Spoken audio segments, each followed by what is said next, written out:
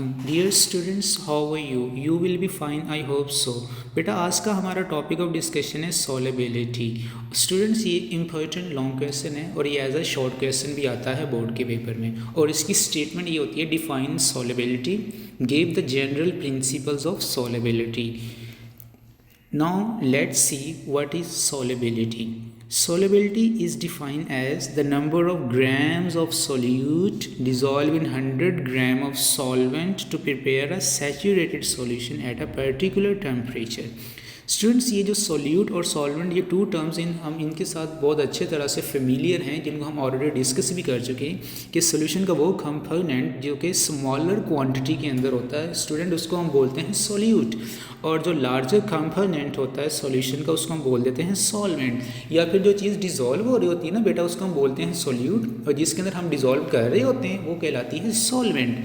तो सॉल्युबिलिटी क्या है? सोल्यूट के ग्राम्स की वो मिकदार है जो कि 100 ग्राम ऑफ सॉल्वेंट में हल होकर सैचुरेटेड सॉल्यूशन बनाए एक ख़ास टेम्परेचर पर।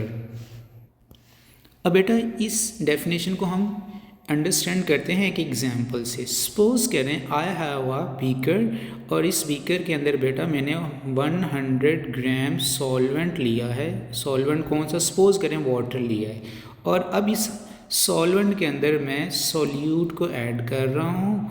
और सोल्यूट कौन सा? सपोज कर लें हम इसके अंदर सोल्यूट ऐड कर रहे हैं सोडियम थायोसल्फेट, NaTuS2O3। अब बेटा, जैसे इसके अंदर मैं वो सोल्यूट ऐड करूँगा वो इसके अंदर डिज़ोल्व होना स्टार्ट हो जाएगा। फर्दर ऐड करेंगे तो मज़ीद डिज़ोल्व हो जाएगा। फिर एक ऐसी स्टेज आएगी जब इसके अंदर फर्दर सोल्यूट डिज़ोल्व होना स्टॉप हो जाएगा, तो हम कहेंगे ये इसका सैचुरेटेड सॉल्यूशन बन चुका है। तो बेटा, इस स्टेज पर आप देखेंगे कि सोडियम थायोसल्फेट के 20.9 ग्राम जो हैं वो डिज़ोल्व हो चुके हैं 100 ग्राम ऑफ सॉल्वेंट में। तो हम कहेंगे जो सोडियम थायोसल्फेट है बेटा, इसकी सॉल्युबिलिटी कितनी है? 20.9 ग्राम। और बेटा, आपने इसी को एग्जाम्पल बनाकर भी लिख देना है। स्टूडेंट्स, डेफिनेशन के बाद आप एग्जाम्पल लिखेंगे, एग्जाम्पल बुक पे नहीं लिखी हुई लेकिन आप नोट कर लें। The solubility of sodium thiosulphate in water at 20 degree Celsius is 20.9 gram of salt पर 100 gram of water. Factors which affect the solubility of solute. बेटा, ये बोर्ड के पेपर में शॉर्ट क्वेश्चन भी आता है कि which factor affects the solubility of solute, के कौन कौन से फैक्टर्स हैं जो किसी भी सोल्यूट की सॉल्युबिलिटी को अफेक्ट करते हैं। तो बेटा, वो एक्चुअली 3 फैक्टर्स हैं। मीन के कौन कौन सी चीज़ें जिसकी वजह से किसी सोल्यूट की सॉल्युबिलिटी इंक्रीज होती है या फिर डिक्रीज होती है। Number 1, the general principle of solubility is like dissolve like. Second है सोल्यूट सॉल्वेंट इंट्रैक्शन, और थर्ड है temperature. Now we discuss like dissolve like, the general principle of solubility। इसका बेटा मीनिंग ये है कि जो चीज़ें होती हैं ना वो अपने ही जैसे नेचर की चीज़ों के अंदर डिज़ोल्व होती हैं। अब बेटा, चीज़ें दो तरह की हो सकती हैं, या पोलर या फिर नॉन पोलर। अब बेटा, जो पोलर होती हैं वो पोलर के अंदर डिज़ोल्व होंगी, और जो नॉन पोलर हैं वो नॉन पोलर के अंदर डिज़ोल्व होंगी, और जो पोलर है वो कभी भी नॉन पोलर के अंदर डिज़ोल्व नहीं होंगी। The ionic and polar substances are soluble in polar solvents.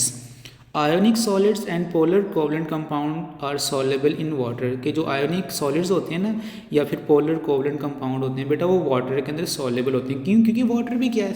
polar है। Like potassium chloride, sodium carbonate, copper sulfate, sugar, alcohol are all soluble in water। Non polar substances are not soluble in polar solvents. बेटा, जो non polar होते हैं वो कभी भी polar के अंदर सॉलेबल नहीं होते। For example non polar covalent compound are not soluble in water such as ether, benzene and petrol. They are insoluble in water. क्यों? क्योंकि ये ईथर, बेंजीन और पेट्रोल बेटा नॉन पोलर है, वाटर क्या है? ये पोलर है। Non polar covalent substances are soluble in non polar solvents. जो नॉन पोलर होते हैं बेटा वो नॉन पोलर के अंदर डिजोल्व होंगे। For example grease, paints, naphthalene are soluble in ether और कार्बन टेट्राक्लोराइड। ये ग्रीस, पेंट्स, नैफ्थलीन बेटा ये तीनों ही नॉन पोलर है, और ये सॉल्युबल किसके अंदर होते हैं? Ether, carbon tetrachloride. और ये भी क्या है? ये भी नॉन पोलर हैं। तो बेटा, ये आज का हमारा टॉपिक था। इसको बेटा आप लोगों ने मेमोराइज भी करना है और इसकी रिटन प्रैक्टिस भी करनी है। और बेटा नेग्लिजेंस नहीं करनी, टाइम इज़ प्रीशियस, टाइम को वेस्ट नहीं करना बेटा। एक गोल्डन अपॉर्चुनिटी आपके पास, आप अपनी डेफिशिएंसीज को पूरा कर सकते हैं घर में बैठ कर। अल्लाह हाफिज़, गॉड ब्लेस यू।